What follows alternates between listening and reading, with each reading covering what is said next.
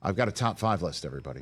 Everybody talks about burning questions. Everybody talks about burning questions like, say, can Russell Wilson hit that fountain of youth, right? That sort of stuff. Can the Cowboys go all in and still win it? Yeah, man. Those are the ones like even my guy Harbaugh. Can the Chargers be for real this year, right? These are questions that I think a lot of people are asking. Big question. I have 5 questions that are under the radar. The top 5 most under the radar burning questions entering this NFL season. Hit it. High 5. 1, 2, 3, 4, 5. Rich's top 5. All right, here we go. These, I believe, are burning questions that, if answered, can be difference makers for their teams entering the 2024 season and throughout. And nobody's really asking these questions. All right, what do you got? And we start with one that nobody's asking. This kid, in his college football career, looked so damn special over and over and over again. So special in terms of his playmaking, his physical prowess, his ability to affect first downs, touchdowns. You know where I'm going with this, I think, already. Because you and Sarah watched this guy dominate at Georgia. But he got hurt last year, and a lot of people have not seen Brock Bowers on a football field in some time.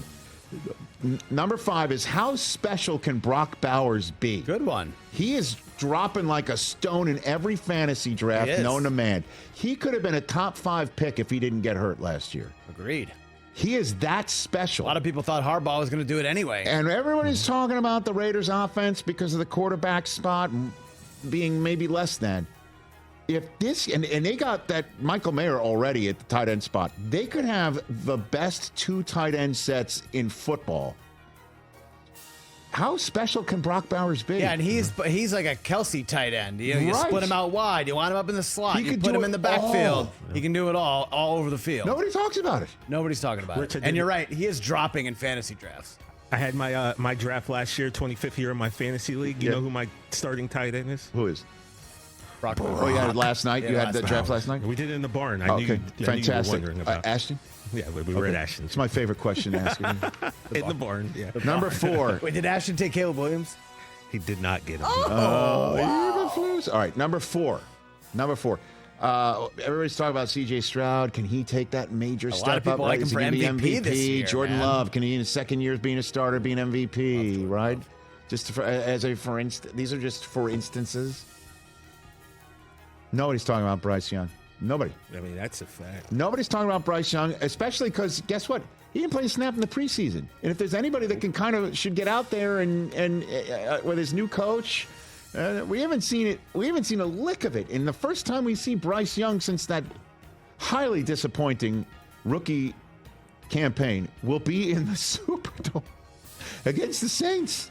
Don't love that opener for him. Unless, as you pointed out in the Overreaction Monday pod, Canales did very well with Geno Smith in his last year in Seattle. Yep.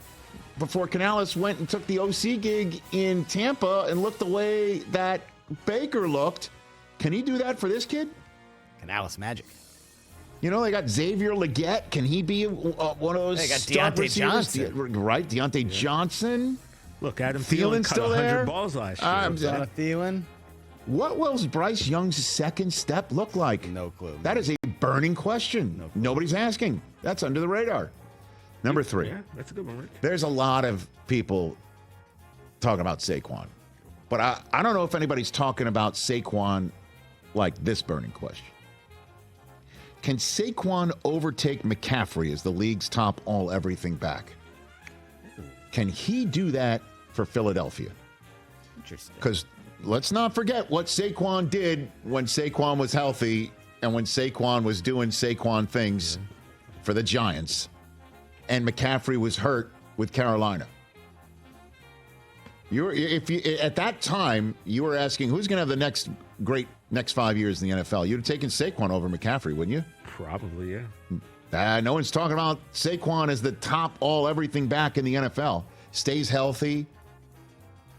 In this offense, when everybody's looking out wide, Everybody's looking at Jalen Hurts. Does he have the ball too? And Saquon's coming at you, coming out of the backfield, going on wheel routes, all sorts of opportunities for Kellen Moore to scheme him open, get all sorts of matchup problems for the defenses. Can Saquon overtake the top spot in the running back world from McCaffrey? Because he's got the game to do it. Interesting. And he's got the offense. It's easily the best offense he's played in ever, maybe. Yeah, weapons everywhere. I'm talking Penn State, too. Come on now. Number 2. I'll just say it. Is everybody sleeping on Seattle? You're not, Chris. Maybe. You asked it in the Overaction Monday pod again. See, you're giving me questions. I love it. For my top 5 most burning questions We're not that talking are under about the radar. And I said this on the podcast. You're not. Nobody's talking about him. It's all about Arizona being a sleeper team. Correct. It's the Rams and Stafford's back. That's and correct. the Cooper Kupp is healthy. That's correct. And it's The the Niners. Niners are stacked. Oh, yeah. They got a couple contract situations, but Yes, they're sir. the favorites in the NFC You're again. right. These are all. What about the Seahawks? And Ryan Grubb is their new offensive coordinator. If he can bring Washington's stuff and scheme to Seattle, just imagine DK Metcalf in the Rome Odunze role, right? Just to try and give people an idea of what it may look like, right? Lockett, Jackson Smith and Jigba, Kenneth Walker, if DK Metcalf Zach Charbonnet played for the Cowboys, he'd be the biggest star in the NFL. I'm not pushing back on any of that. Defensively, there's a bunch of guys that you really haven't heard of that Mike McDonald can get to play as one unit and start hitting people in the mouth.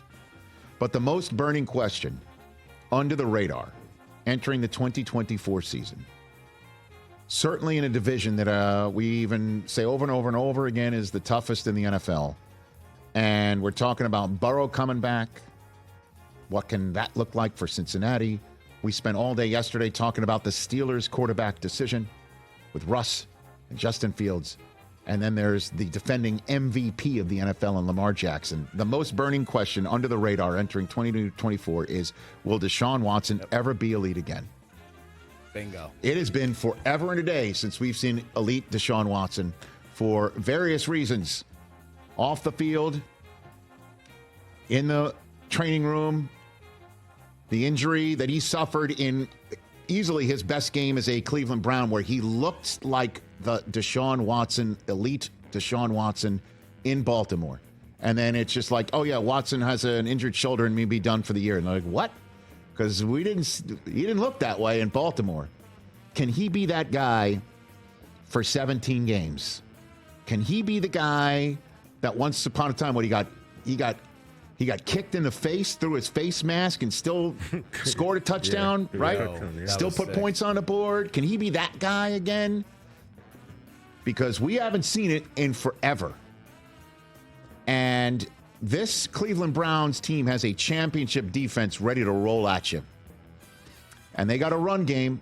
I know Chubb is going to be missing the first 4 games, but he'll come back. And Jerome Ford can play. And Njoku can play. And Amari Cooper can play. And Jerry Jeudy's got a chip on his shoulder. I mean, it's kind of set with Stefanski dialing it up, too. But can this guy be elite again is the most under-the-radar burning question of 2020. You think we need one more? All right, we'll get one more. Thank you. I appreciate that. One more. It's a very simple question. Because, Seattle, are we sleeping on them and all that business? Yeah. And the Rams last year were a surprise team. You could say they were a sleeper team of last year. I mean, I was leading the tank charges. It looked like they were. Well, I mean, you were the one who received the letter from the awesome Kevin Demoff, the president of the Rams, basically saying, hey, we made a lot of changes this year, so please come to the game still. I mean, it was like that's the way it kind of read. But unless they trust, and Sean McVay they trust, and they made the playoffs. And this year they've got more upside. And I'm not just saying that because Kyron Williams is slated to be on the program and then Blake Corum in studio tomorrow. Balake. Here's the one more. Will the Rams play their way off the Brockman Del Tufo secondary ticket market? Will they be so good will they be so good? What is this? That you guys won't sell most of your tickets and actually go to the game and ask whose house is it? Rams house. Rams house. Actually, if they're doing well, we make more money.